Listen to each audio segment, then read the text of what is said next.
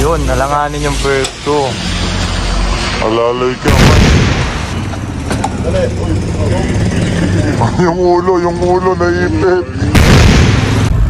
So yun, another day, another aircon sa atin mga kalamig, no? Nandito naman tayo sa All About Aircon para mag-review ng iba't ibang brand ng aircon. Pero ngayon, nandito tayo sa service team natin kung saan hello naman tayo dyan, you know. So andito si team leader natin, si Sir Randolph, si Edric, si Ian, si The Master Rapper, yun. Tsaka si yung bago natin ngayon na Mark, no? So mag-i-install tayo ngayon sa Taytay ba? Taytay ng 2.5 AUX FL series, no? So yun ang ating i-install. Ay, abangan nyo yung mga i-install, yung paano namin i-install yung aircon, kung ano ba yung mga problema kakarating natin. Yun lang. Peace out. Vlog night. So yun, kain muna tayo. Sangkay naman dyan. Yay! So ayun, no, parating na tayo dito sa Golden City, Taytay, kung saan natin i-install ang ating 2.5 AUX FL series. Tara, samahan nyo kami, mga kalamig. And then yun nga, no, dumating na tayo dun sa pwesto ng customer natin kung saan natin i-install yung aircon. Halika, i-survey na natin tong area natin. Let's go. So dito ilalagay, anong to? 2.5 AUX to, no? So dyan natin i-mount sa bigya. Ang butas dito na lang din. Dyan na lang din, no? Supply niya. Ayun, indoor supply. Tignan mo yung capacity niyan. 20 ampere. Kaya ba? 2.5, hindi. Dapat 30 ampere, sir. Saan nilalagay? Dyan na lang. May additional yan daw. Yes, sir. May breaker naman kami dyan. Sige. Tapos, parang galing na yan. Malikas nila ganyan. Sabi nung naglilinis ang aircon, pag mababasa. Iangat na lang natin. Pwede. Ayan, iangat na lang. Dito, sir. Sige. Dol, wait lang, isa-isayin lang natin. Sir, yung indoor unit, dito ko sa gitna. Tapos, Saan maganda? Yung apat dito. abot dyan. Actually, maliit lang naman to, sir. Mabilis na lumamig yan. Yung hangin kasi nun, yung louver nun, pwedeng tapat dito yung isang side, yung isa papunta dito. Okay, So, magkaiwalay po. So, pwede natin dyan, dahil nandito na yung design ng yung breaker natin, pwede natin itabi dito. Kasi dito yung wire niya, no? And then, piping palabas doon. Tignan natin yung outdoor unit kung saan nilalagay. Yung pipe, di naman mong bibitin. Direct naman. Yung pwesto ba, sir? Likod neto. Oh, yan. Tignan nga natin. Tignan natin dito.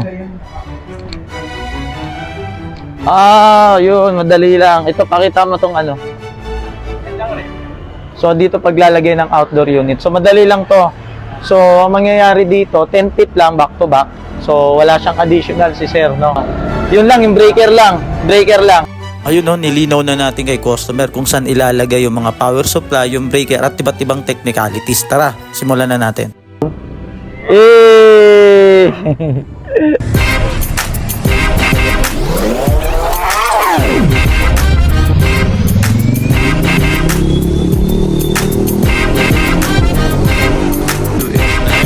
Angat na. Okay, UX yan.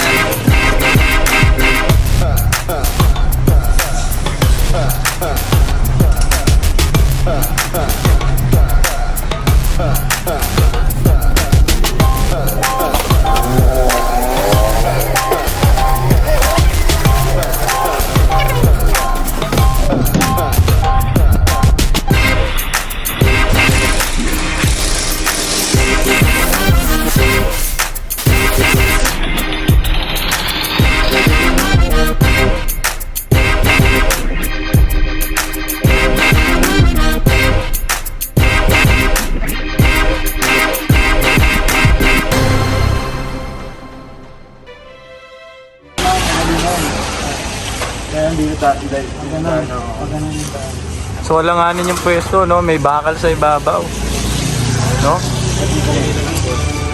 Sige. Try nga, try nga.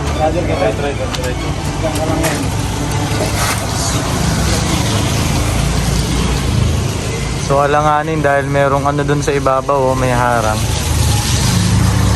Yun, nalanganin yung pwesto. Alalay ka, Mark.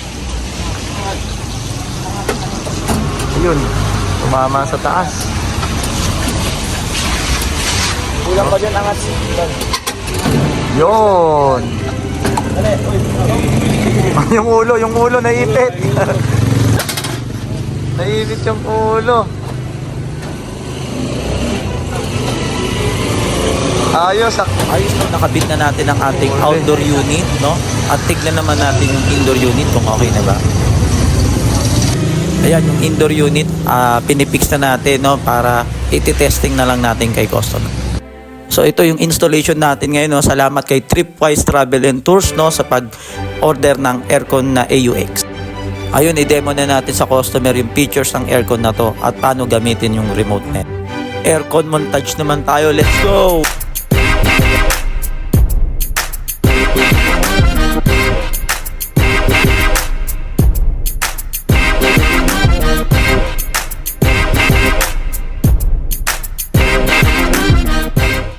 Ayun, salamat sa ating customer, no? At may napalamig na naman tayong aircon, no? Yun lang mga kalamig. Thanks and God bless sa atin mga kalamig.